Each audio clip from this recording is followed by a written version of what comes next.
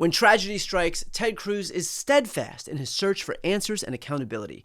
Oh, unless that tragedy took place in his state. This is just another day. By now, everyone has seen the horrific aftermath of this weekend's flood in Kerr County, Texas, and our hearts go out to anybody who's been affected. But while the rescue effort continues, one man has stood up to provide some answers. I think it is reasonable over time to engage in a retrospective and say at every level what could have been done better, because all of us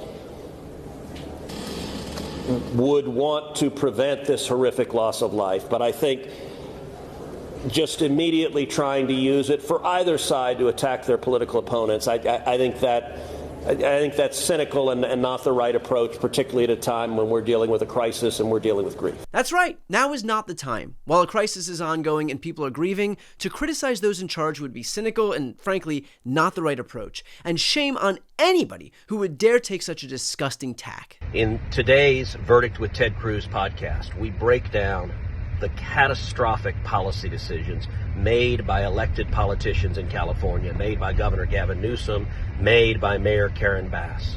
Over and over again, they were told these decisions would increase the risks of devastating wildfires. Over and over again, they were told these decisions would make it much harder to fight these wildfires, and yet they persisted. They put their politics above the safety of the men and women of California. Not only did Ted Cruz shamelessly try and dunk on Democrats for not being in the driver's seat during the tragic California wildfires, while not being in his own driver's seat, he did it while promoting his podcast. I'm surprised the guy didn't throw in an ad read while he was at it. These are catastrophic decisions by Democrats, but I'll tell you what decision won't be catastrophic: taking a trip on Ted Cruz's Ted Cruz. Get 10% off with code HYPOCRITE at checkout. And in case you're wondering if the senator had taken his own advice and waited a little bit before going all in on Governor Newsom and Mayor Bass, he didn't. His podcast promo was posted 72 hours after the fires in Los Angeles broke out, the same 72 hours that have elapsed since the flooding in Kerr County. So either Ted Cruz thinks that 3 days is the perfect amount of time to turn this into a partisan issue, or he doesn't, but he can't have it both ways. And Cruz kept on cruising. I will say, in the wake of every tragedy, there are things that are predictable. One of the things that's predictable is that you see some people engaging in, I think, partisan games and trying to blame their political opponents for a natural disaster. And you see that with a hurricane, with a tornado, with a wildfire, with this flooding, where people immediately say, well, the hurricane is Donald Trump's fault. Look, I think most normal Americans know that's ridiculous. I totally agree. Most normal Americans would think that capitalizing on a tragedy is ridiculous. But what about those deeply abnormal Americans out there? And I got to tell you, you look at these California wildfires. I mean, they are horrific. It is unspeakably horrible what is happening. And one of the most frustrating aspects is a huge cause of these fires, and they're being as bad as they are, has been left-wing policies that have exacerbated. As you know, Chris, I do a podcast every week called Verdict with Ted Cruz. Again, with the podcast plug. I'm not sure which Ted Cruz is trying to do more, score political points or score a publicist. But to be fair, Ted did eventually acknowledge that some amount of retrospection will have to take place. There's no doubt afterwards we're going to have a serious retrospective, as you do with any disaster. That's right. And say, okay, what could have been done differently? And when it comes to what could have been done differently, perhaps Ted might place in that category continuing to tour Greece while your home state is underwater. Yep, apparently the Texas senator was spotted visiting the Parthenon in the Greek capital Athens with his wife Heidi on Saturday evening. That was a day after Camp Mystic announced that more than 20 girls had gone missing in the floodwaters. So Senator Cruz decided it was better to keep touring the destruction of an ancient city rather than the one being destroyed in modern times. Good to know where his priorities lie. The only thing that could have made it worse is if he hit the Athens water park before heading home, and thankfully, he didn't. Having to see Ted Cruz shirtless would be its own kind of national tragedy. And just remember, this is the second time that Senator Ted Cruz has been out of the country when tragedy struck his own home state. Here he is returning from soaking up some rays in Cancun while millions of Texans lost power during the brutal cold snap of 2021.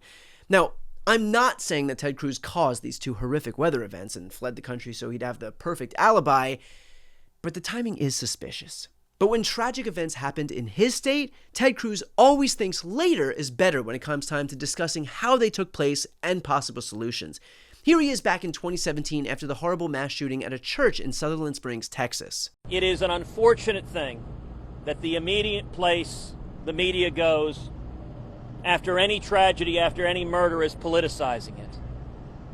We don't need politics right now. See? It's disgusting to see the politicization of a tragedy, and Cruz felt the same way after the 2022 shooting at an elementary school in Uvalde, Texas. But I'm also going to talk about the evil of the politicians who see a crime like this and immediately think, this is an opportunity. This is an opportunity for me as a Democrat to push my own political agenda.